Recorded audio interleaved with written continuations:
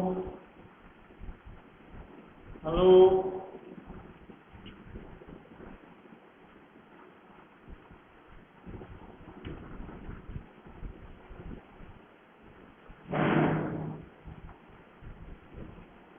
Good morning बच्चों। आज हम आपको पढ़ाएंगे कक्षा 4 में संस्कृत।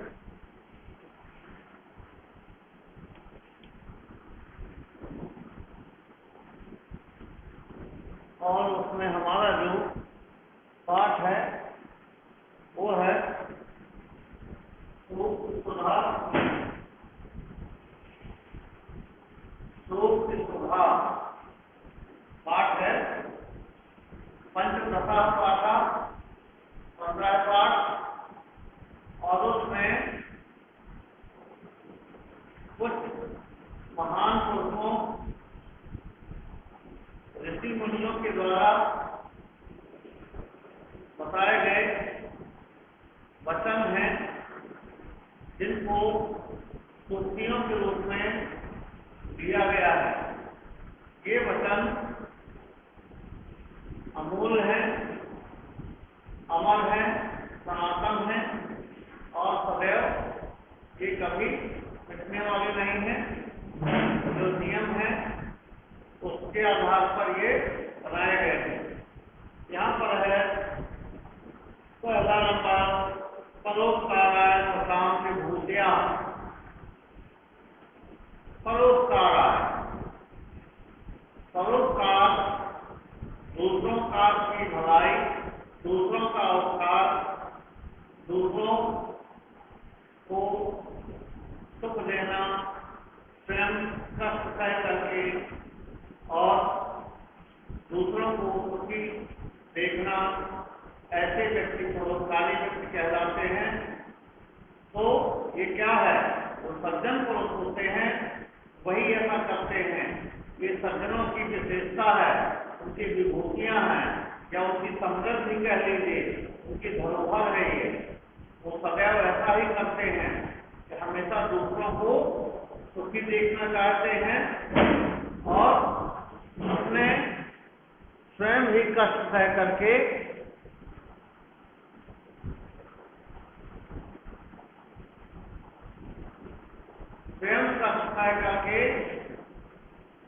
दूसरों को सुखी देखना चाहते हैं। ऐसे सज्जन पुरुष हैं। कौन है सज्जन पुरुष? वह सज्जन पुरुष जो जिन्होंने अपने शरीर को कष्ट सह करके धर्म नहीं छोड़ा। जैसे प्राचीन काल में राजा पृथ्वी गंभीर, जिन्होंने अपने शरीर को ही दान में दे दिया। और ऐसे परोपकारी व्यक्ति जो उनका शरीर किसी भी काम आता है वो भी दान में दे दिया, तो स्वयं कष्ट सह करके और अपना सुख त्याग कर दूसरे को सुख पहुंचाने की चेष्टा करने वाले ही महान पुरुष होते हैं, परोपकारी होते हैं। सदैव वो दूसरों के दुख को दूर करना चाहते हैं। तो ये क्या है? परोपकार सताम विभूतिया। सताम माने सज्जनों की ये क्या है? आदत है, समृद्धि है, उनकी धरोहर है। वो सदैव ऐसा ही करते हैं। ऐसे सज्जनों को हमें प्रणाम करना चाहिए, उनके दिए गए उपदेशों का पालन करना चाहिए। फिर परोपकार सताम विभूतिया, परोपकार करना, परोपकार का कार्य उन सज्जनों की क्या है? समृद्धि है, उनकी विभूति है। फिर दूसरा है विनाश काले विपरीत बुद्धि। विनाश काले, विनाश काले का मतलब है यहाँ विनाश के समय, जब मनुष्य का विनाश होने वाला होता है उस समय उसकी बुद्धि क्या होती है? विपरीत बुद्धि। बुद्धि फिर जाती है, उल्टी हो जाती है। उसे सही दिशा में चलकर न चलकर दिशा में चलने लगता है और अपने आप को कष्ट पहुंचाता है। तो ऐसे विनाश के समय मनुष्य की बुद्धि विपरीत हो जाती है। मनुष्य के समय मनुष्य जब उसका विनाश होता है तो उस समय उसकी बुद्धि कार्य नहीं करती, तो विनाश काले विपरीत बुद्धि कहा गया है। विनाश के समय मनुष्य की बुद्धि विपरीत हो जाती है, उल्टी हो जाती है। ये महान पुरुषों के द्वारा कहा गया एक वाक्य है, सूक्ति है। तीसरा नंबर है जननी जन्मभूमस्य करीयसी। जननी जन्मभूमस्य, जननी माता और जन्मभूमि, जहाँ आपने जन्म लिया है, जहाँ आप पैदा हुए हैं, वह स्थान जननी माता जन्मभूमि, जहाँ पर आपका जन्म हुआ है, वह स्थान जननी जन्मभूमस्य स्वर्गादपि करीयसी। ये क्या है? स्वर्ग से भी बढ़कर हैं। क्यों बढ़कर हैं? क्योंकि इन्होंने हमने उस भूमि में जन्म लिया जहाँ की मिट्टी में हम खेले, हम बड़े हुए, हम धूल में खेल करके बड़े हुए और उसी भूमि में पले और बढ़े। ऐसे ईश्वर को हम प्रणाम करते हैं।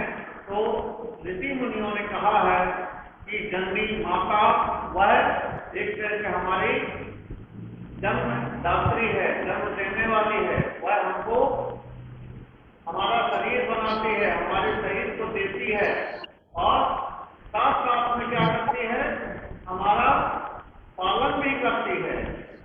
पालन का अर्थ है हम छोटे से जब रहते हैं तो अपना दूध पिलाती है, अपने तन का दूध पिलाती है, स्वयं भूखी रह जाएगी किंतु अपने बालक को भूखा नहीं देखती। तो ऐसे महान माता वह हमारे लिए स्वर्ग से भी बढ़कर है। फिर वह जैसे जैसे हम बड़े होते हैं, हमारे खाने पीने का इंतजाम, हमारा ध्यान, हमारा बीमार होते हैं तो हमारी दवाइयाँ कराना, हमारी व्यवस्था करना, हमें शिक्षा देना, हमें बोलना सिखाना, हमें चलना सिखाना, हमें अच्छी आदतें सिखाना, ये सब कौन करता है? आपकी माँ करती है। माँ से बढ़कर इस संसार में किसी को नहीं बताया गया। इसीलिए माँ सबसे बढ़कर है, क्योंकि उस माँ ने हमारे शरीर का, उस माँ से ही हमारा शरीर उसी के खून से निर्मित हुआ है और उसी का दूध हमने पिया है जिससे हम बड़े हुए हैं। वह हमारे लिए स्वर्ग से भी बढ़कर है, महान है। और जन्मभूमि, जिस भूमि में हम पैदा हुए हैं, वह भूमि हमारे लिए स्वर्ग के से भी बढ़कर है, क्योंकि वह भूमि ने हमें खेलने, खाने और बड़े होने के लिए स्थान दिया। ठीक, इसीलिए कहा गया है जननी जन्मभूमस्य स्वर्गादपि करीयसी। माता और जन्मभूमि स्वर्ग से भी बढ़कर होती हैं। ठीक, चौथा नंबर है नास्त्यत्वसमं समो बंधु। उद्यम, उद्यम आप जानते हैं, परिश्रम, मेहनत करना, उसके समान हमारा कोई बंधु मन भाई नहीं है, सखा नहीं है। वह हमारा क्या है? सबसे बड़ा बंधु है, क्योंकि वह परिश्रम ही हमको कहाँ से लेकर कहाँ पहुंचा देता है। हमारी उन्नति उसी परिश्रम के कारण होती है। आज जो हम परिश्रम करते हैं, कल के दिन वही हम उसी स्थान पर दिखाई देते हैं। जिसने जितना परिश्रम कर लिया, जिसने जितनी मेहनत कर लिया, जिसने अच्छी शिक्षा प्राप्त कर लिया, अच्छे नंबरों से पास हुआ और आगे बढ़ करके अच्छे पद पर पहुंचा, या और जो भी कार्य किया वह अच्छे से किया, तो उसे एक संपन्न व्यक्ति के रूप में गिना जाने लगा। तो किसकी बदौलत हुआ है? सब परिश्रम के द्वारा। इसलिए कहा गया है कि परिश्रम के समान हमारा कोई दूसरा बंधु माने भाई तथा मित्र कोई नहीं है। तो सबसे बड़ा हमारा बंधु कौन है, भाई कौन है? वह है उद्यम करना, परिश्रम करना। ठीक, अब है पांचवा, संघे शक्ति कलो युगे। संघे शक्ति, संघ माने होता है संगठन, एकता, यूनिटी, जिसको एकता कहते हैं। वह एकता क्या करती है? वह एकता बहुत ही शक्तिशाली होती है। आप जानते हैं छोटे छोटे रेतों से मिलकर, छोटे छोटे घास के टिम्पों से मिलकर सम होते हैं। आप सब जानते हैं, पटसन जानते हैं, नारियल के रेसे जानते हैं। तो उन रेतों को जब हम एक साथ मिलाते हैं तो क्या होता है? एक मोटी रस्सी बन जाती है।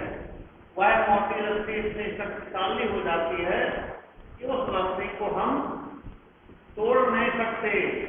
यहाँ तक कि उसमें बड़े से बड़े जीवों को हम बांध सकते हैं। मतवाले हाथी को बांधने में वह रस्सी हमारे काम आती है। तो कहने का हुआ कि वह रस्सी हमारे लिए बहुत बड़ी शक्तिशाली बन जाती है।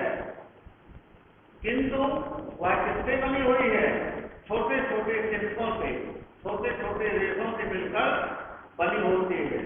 जब वो संगठित हो जाते हैं, एक हो जाते हैं मिला करके, तो वह मोटी रस्सी का रूप ले लेते हैं। इसीलिए कहा गया है, क्या कहा गया है? संघे शक्ति कलो युगे। इस कलयुग में संघ, जिसका संगठन मजबूत है, जो पार्टी बड़ी है, जिसमें ज्यादा लोग इकट्ठे हैं, एक साथ मिले हुए हैं, उन्हीं की शक्ति है, वही शक्तिमान है, वही ताकतवर है और उन्हीं के पास राज्य सत्ता है और वही उन्हीं का सभी, उन्हीं के आधार पर सभी कार्य होते हैं और वह राज्य करते हैं। इसलिए कहा गया है संगठन में शक्ति है। संगठन माने एकता, एक साथ मिल जाना, कई लोगों को, कई सूत्रों को एक साथ मिल जाना। अगला है वर्णी को गुणी पुत्रो। वर्णी को गुणी पुत्रो, एक ही पुत्र बहुत ही अच्छा माना गया है।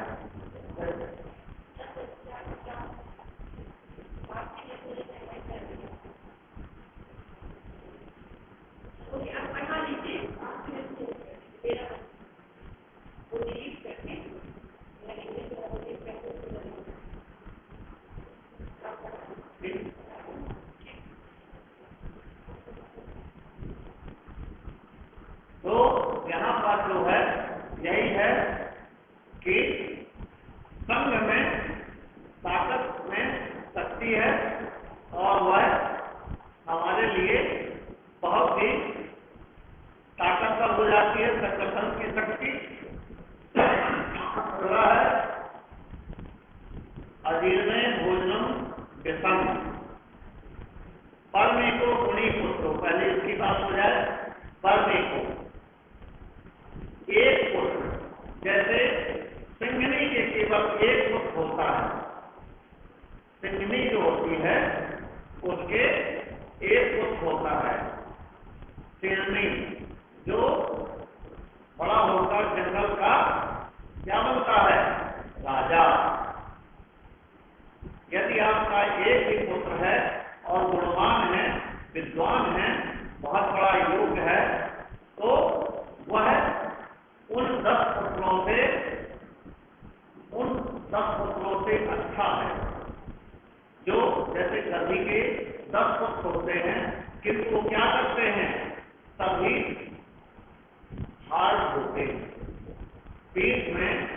बालू और ईंटा लाद करके गधे जो है वजन ढोते रहते हैं जीवन भर, केवल भार ढोते रहते हैं, वजन उठाते रहते हैं लाद करके पीठ में, और वो अन्य किसी काम के नहीं होते।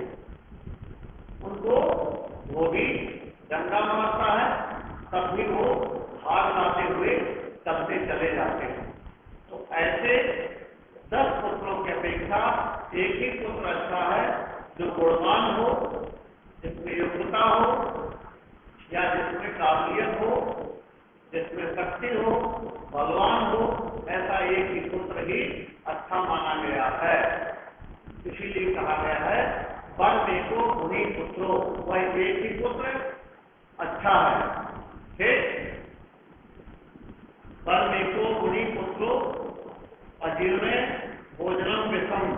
अजीर्ण, अजीर्ण माने होता है, अजीर्ण माने जब हम कभी ज्यादा खा लेते हैं, आपने देखा होगा कभी कभी आप लोग भी खा लेते हैं, कहीं भंडारा होगा या कहीं घर में ही अच्छा भोजन बना तो हम कुछ ज्यादा खा लेते हैं, भूख अधिक लगती है, उस समय हम अधिक खा जाते हैं, आवश्यकता से अधिक खा जाते हैं।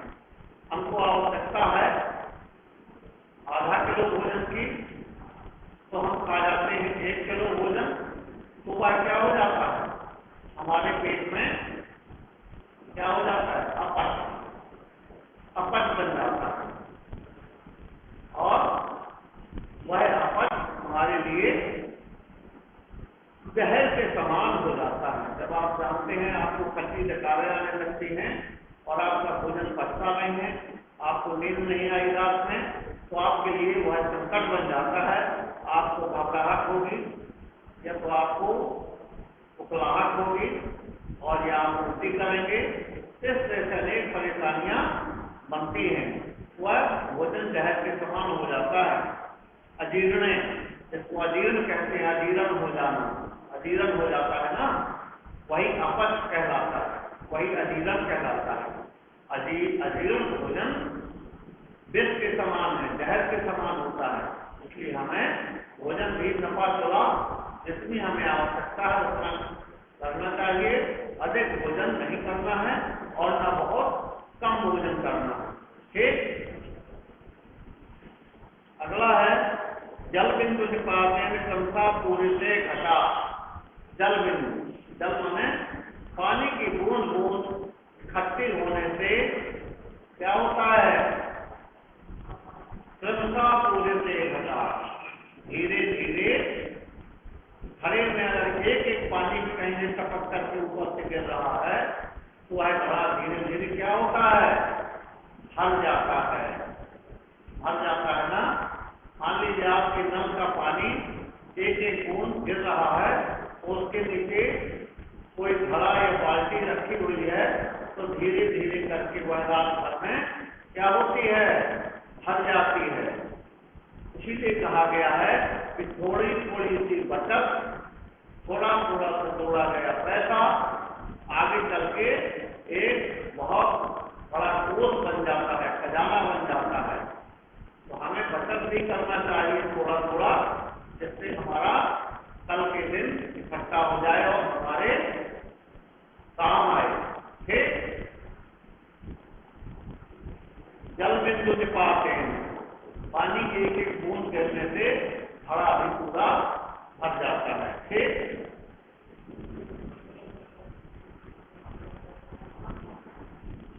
अगला है वीर भोग्या वसुंधरा। वीर भोग्या, वीर माने जो ताकतवर होता है, बलवान होता है, जिसमें शक्ति होती है, वही इस वसुंधरा माने धरती, इस धरती का राजा होता है, वही इसका भोग करता है। भोग माने उपयोग करता है। जैसे राजा महाराजा से पहले जिनका जहां राज्य था, जितने क्षेत्र में राज्य था, तो उनकी शक्ति के अनुसार उतनी धरती का जो भी उत्पादन होता था वह उन्हीं के अधीन होता था। लोग काम करते थे, राजा के यहाँ जमा करते थे, तो राजा उनको जितना खाने पीने के लिए दे देते थे, वह उनका होता था, बाकी राजा का टैक्स में चला जाता था।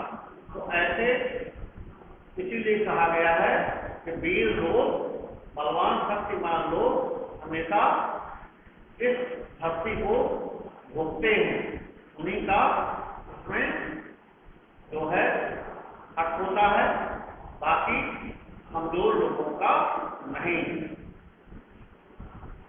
अगला है 10वां नंबर, विद्याधनम सर्व धन प्रधानम। विद्याधनम, विद्या रूपी धन जो है सभी धनों से प्रधान है। विद्या यदि आपने पढ़ ली है, आप विद्वान बन गए हैं, तो वह आपके पास सोना चांदी रुपया पैसा चाहे जितना भी हो, आपके चोर चुरा ले जाएंगे, डकैती पड़ जाएगी, सब कुछ हो जाएगा। किंतु विद्या यदि आपके पास है तो आप फिर से उससे दुगना चौगुना कहीं भी बैठकर कमा लेंगे, क्योंकि आपके पास विद्या है। विद्या रूपी धन ना कोई चोर चुरा सकता है, ना कोई भाई बता सकता है, ना कोई राजा दे सकता है, ना कोई टैक्स ले सकता है। विद्या ऐसी चीज है जो हम मनुष्य के जीवन में सदैव काम आती है। सर्वधन प्रधानम, सभी धनों में विद्या धन को श्रेष्ठ बताया गया है, सबसे उत्तम है, सबसे ऊपर है विद्या। इसलिए आप यत्न पूर्वक विद्या पढ़िए। विद्या पढ़ने से आपका जीवन कष्टमय नहीं रहेगा, आपका जीवन सुखी रहेगा, आप सफल रहेंगे, आप जो चाहें वो कर सकते हैं, आप अच्छे पद में जा सकते हैं, अच्छे व्यवसायी बन सकते हैं, अच्छे किसान बन सकते हैं, अच्छे कोई बहुत बड़े जो है थोक व्यापारी या बहुत बड़े कारोबार के मालिक या बहुत बड़ी कंपनी चलाने के मालिक बन सकते हैं। ये विद्या में ताकत होती है।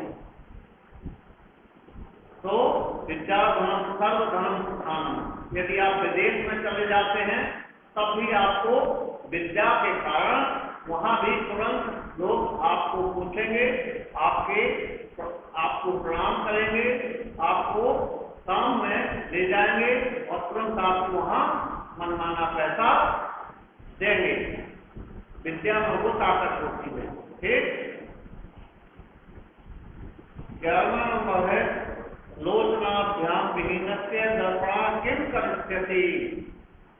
लोचनाभ्याम, जो आंखों से विहीन है, जिसको दिखाई नहीं देता है, उसके सामने दर्पण माने शीशा, जिससे हम मुंह देखते हैं, उसको यदि शीशा दिखाया जाए कि आप अपना मुंह देख लीजिए, आपका मुंह कैसा है, तो आप अपना मुंह कैसे देखेंगे जबकि आपके पास आंखों की दृष्टि नहीं है। लोचनाभ्याम विहीनस्य, लोचन माने होता है आंख, आंखों से विहीन मनुष्य कभी भी जो है उसे शीशा की आवश्यकता नहीं है, उसे शीशा दिखाना, आईना दिखाना व्यर्थ होता है। ठीक। सखे साक्ष्यम समाचरे, सच, सच कहलाता है नीच और सच कहलाता है मूर्ख। जिसे कोई ज्ञान ना हो, अनपढ़ हो, गंवार हो, ऐसा व्यक्ति क्या कहलाता है? सच। तो सच के साथ में हमें कैसा व्यवहार करना चाहिए? उसे दुष्ट भी कहते हैं। दुष्ट के साथ में हमें भी दुष्टता का व्यवहार करना चाहिए। यदि वो दुष्ट है तो समझाने से नहीं मानेगा, प्रेम से नहीं मानेगा, किसी भी तरह से नहीं मानेगा। यदि आप जो स्वयं बन जाएंगे उसके सामने और उससे वही व्यवहार करेंगे जैसा वो कर रहा है, तो फिर वो क्या होगा? आपको झुक जाएगा, आपको प्रणाम करेगा, आपकी बात मानेगा, आपका जो कार्य उससे बन रहा है वह कार्य करेगा। तो सबके साथ में सत्ता करना या दुष्ट के साथ में दुष्टता करना ये नीति में कहा गया है। हमें वैसा ही करना चाहिए जैसा कोई जैसी हो। तो बच्चों यहाँ पर ये पाठ आपका अभी पूर्ण होता है। अब अगले चरण में आपको मैं दिखाऊंगा, क्या दिखाऊंगा, शब्दार्थ और इसके आगे के प्रश्नोत्तर। तब तक के लिए धन्यवाद, नमस्ते।